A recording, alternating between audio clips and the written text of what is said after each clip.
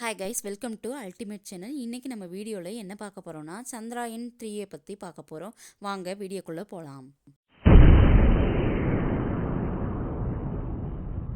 சந்திராயன் 3 அப்படின்ற விண்கலமானது 4 கால்களை கொண்ட பேழை வடிவம் தாங்கியதாகும்.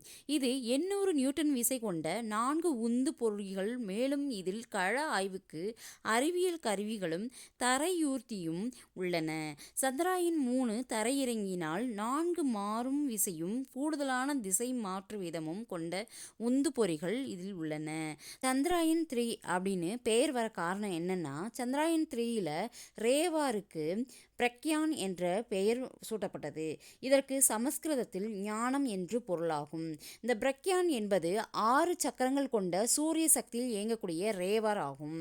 இது சந்திர மேற்பரப்பை ஆராய்வதற்கும் அறிவியல் சோதனைகளை நடத்துவதற்கும் வடிவமைக்கப்பட்டுள்ளது.